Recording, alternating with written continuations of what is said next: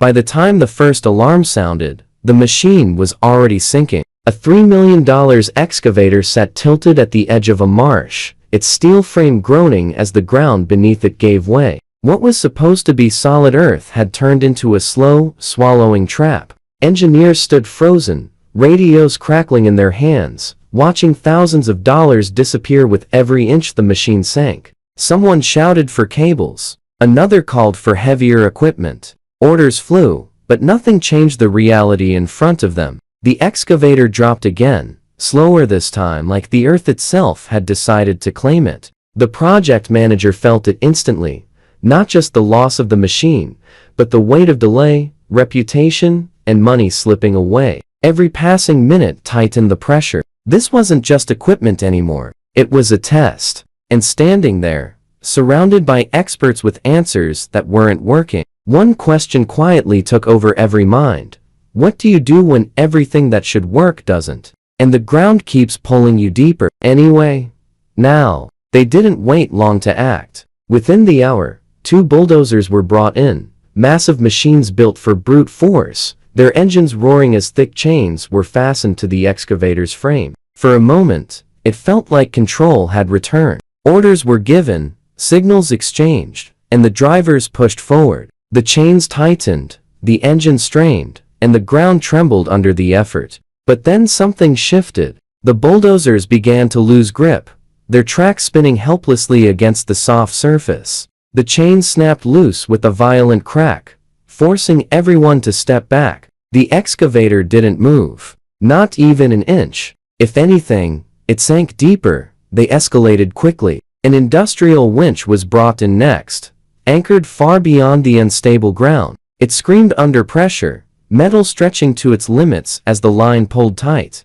For a brief second, hope flickered again. Then the anchor tore free, ripping out of the earth, as if it had never been secured at all. The force that was supposed to rescue the machine only proved how trapped it really was. By the time a crane was suggested, hesitation had replaced confidence. The operator took one look at the terrain and refused. No amount of money could convince him to risk adding another machine to the swamp. That refusal hit harder than any failure. It wasn't just equipment breaking down anymore. Its expertise is running out. And in the silence that followed, you could feel it settling in, the slow, uncomfortable realization that maybe this problem wasn't going to be solved the way they expected. It was sometime after the crane operator drove away that a different kind of sound reached the edge of the site. Quieter, slower, almost out of place against the tension hanging in the air. An old pickup rolled to a stop near the fence line, dust settling gently behind it. The man who stepped out didn't look like someone who belonged in the middle of a high-stakes recovery operation. His clothes were worn, his movements unhurried, his eyes steady in a way that didn't match the urgency everyone else was feeling. He didn't rush toward the group. He simply stood there for a moment, observing, as if he had been watching long before anyone noticed him. The engineers barely acknowledged him at first. They were too busy replaying failures, scanning for solutions that still made sense. To them, this was a technical problem, one that required better calculations, stronger machines, and more advanced thinking. And yet, this man walked forward without hesitation, as if none of that complexity intimidated him. "I can pull it out," he said, his voice calm, almost casual. For a second, no one responded. Then the laughter came, quick and instinctive. It wasn't cruel at first, just disbelief spilling over. One of the engineers smirked, another shook his head. The project manager let out a short laugh of his own. The kind people use when they think they're being polite, but can't hide what they're really thinking. Because standing there, looking at this quiet, unassuming figure, it was hard to imagine he saw something they didn't. And yet, beneath the laughter, a quieter question began to form. One nobody said out loud. If he wasn't guessing, then what exactly did he know? The laughter didn't seem to bother him. If anything, he looked like he'd heard it before. The quiet kind of reaction that comes when people measure ability by appearances instead of experience. He stepped a little closer, eyes drifting from the stuck machine to the churned-up ground around it, reading the scene in a way that didn't rely on instruments or screens. This wasn't unfamiliar to him. It was just a different version of something he had seen his entire life. He had spent decades working on land that didn't forgive mistakes. Fields that looked solid until they weren't. Soil that could hold weight one moment and swallow it the next. Long before sensors and digital readouts, he had learned to read the ground by feel, by color, by the way it responded under pressure. Back then, machines didn't think for you. You had to understand them, respect them, and sometimes push them beyond what seemed reasonable. "My machine's not like yours," he said, almost as if he were continuing a conversation no one else had started. "It doesn't care about speed." Someone raised an eyebrow, still unconvinced. "Everything cares about power." He shook his head slightly. "Not the way you're thinking." There was a pause, just enough for curiosity to slip in where dismissal had been. "Horsepower tells you how fast something can work," he continued. "But that's not what you need here. You need torque. Slow, steady force. The kind that doesn't spin out when the ground gives way." The words landed differently this time. Not because they were complicated, but because they felt grounded in something real. He wasn't trying to impress anyone. He was explaining something he had learned. "My engine was built in 1912, he added. "It was made for pulling weight through mud, not racing across dry ground." Now, the laughter didn't come as quickly. It lingered, uncertain, caught somewhere between doubt and interest. Because buried beneath the simplicity of what he was saying was an idea that challenged everything they had relied on so far. And whether they wanted to admit it or not, the possibility had already taken root. It took time before anything changed, just enough for doubt to settle back in. Then, somewhere in the distance, a sound broke through the quiet. It wasn't sharp or mechanical like the machines they were used to. It was deep, rhythmic, almost alive. At first, a few heads turned without understanding why. Then the sound grew louder, accompanied by a faint vibration underfoot, steady and deliberate. Conversations faded. Attention shifted. When it finally came into view, it didn't look like it belonged to this century. The steam engine rolled forward slowly, its massive iron body moving with the kind of quiet confidence that didn't need to prove itself. Thick wheels turned methodically, biting into the ground with every rotation. Steam drifted upward in soft bursts, catching the light, while the low chuffing sound echoed across the site like a heartbeat from another era. An O1 laughed this time. The scale of it was the first thing that changed the mood. Up close, it didn't feel like an antique. It felt heavy, deliberate, built for a purpose that hadn't been softened by convenience or automation. The polished metal, the exposed mechanics, the absence of anything unnecessary, it all carried a presence that demanded attention. Workers who had been skeptical just minutes earlier stepped closer, not out of confidence, but curiosity. Engineers exchanged glances, their earlier certainty replaced by something quieter, harder to define. It wasn't belief yet, but it wasn't dismissal either, and the old man, still calm, guided the machine into position without urgency, as if he already knew how this would end. The energy at the site had shifted completely. What had started as quiet amusement had turned into focused silence. Because now, for the first time, the question wasn't whether he understood the problem. It was whether they had underestimated the solution. The preparation didn't feel like chaos anymore. It felt like anticipation held under pressure. Thick chains were pulled from the back of the steam engine, their weight dragging slightly against the ground as the old man moved with steady precision. Every link looked older than the machine sitting in the mud, forged steel that had survived decades of use without losing its purpose. He didn't rush. He didn't ask for help. He simply worked as if the outcome were already decided. Behind him, the engineers watched in uneasy silence. No one was laughing now, but doubt hadn't disappeared either. It had just changed shape. Earlier, it was confidence in their own methods. Now, there was uncertainty about whether those methods had been enough. One of them checked the excavator again, as if expecting it to have somehow changed on its own. It hadn't. It still sat half submerged, heavy and unmoving, like a problem refusing to be solved by force alone. The old man walked the chain out toward the stuck machine, each step sinking slightly into the softened ground. He tested the connection once, then again, not because he doubted it, but because experience had taught him to respect weight, tension, and failure. When he finally nodded, it wasn't dramatic. It was final.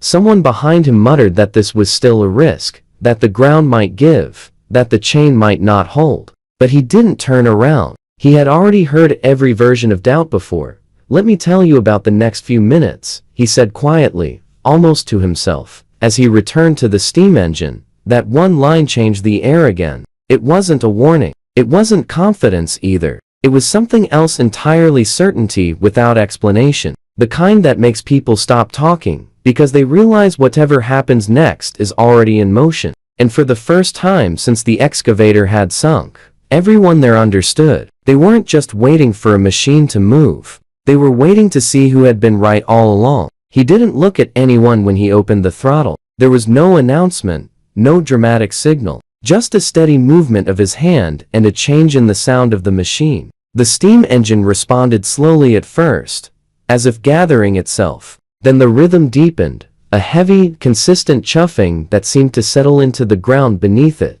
The massive wheels began to turn, each rotation deliberate, biting into the earth with a grip that didn't slip or hesitate. For a few seconds, nothing else changed. The excavator remained where it was, half swallowed by the swamp, as if refusing to acknowledge the effort being made. Then the chain tightened, not suddenly, but with growing tension that everyone could hear before they could see. A low metallic hum spread through the air as steel met resistance. It had been waiting for, and then it moved. At first, it was barely noticeable, just a subtle shift in weight, a small correction in position. But that was enough to break the illusion that it was impossible. The excavator wasn't just stuck anymore. It was being pulled back. Slowly, stubbornly, the mud that had held it for so long began to release its grip. Someone shouted without realizing it. Then another voice followed. The calm that had filled the sight broke instantly, replaced by disbelief,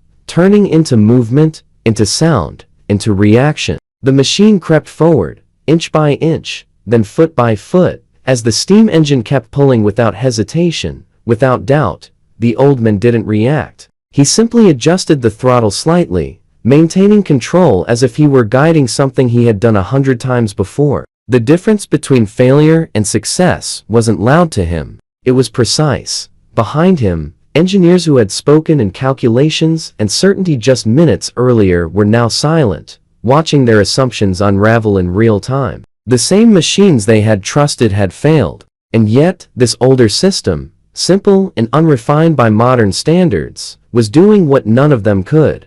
Then, with one final release of resistance, the excavator broke free completely. Mud fell away in heavy sheets as it rolled onto solid ground. The tension snapped into noise, cheering, shouting, disbelief, all collapsing into the same moment of release.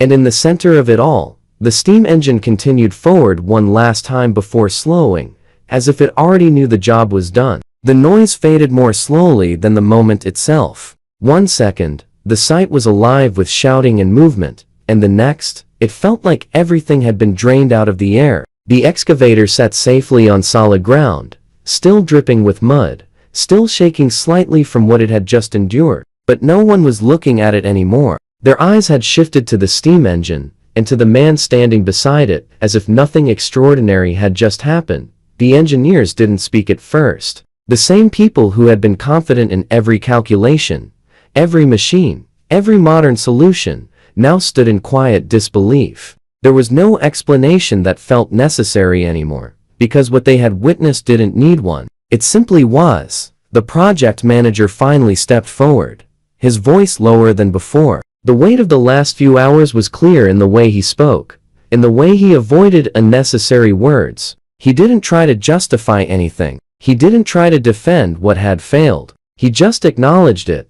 "I was wrong," he said simply. The old man didn't react immediately. He looked at the steam engine, then at the excavator, as if confirming the outcome in his own way. Only then did he nod once. Not in triumph, not in superiority, but in quiet acceptance.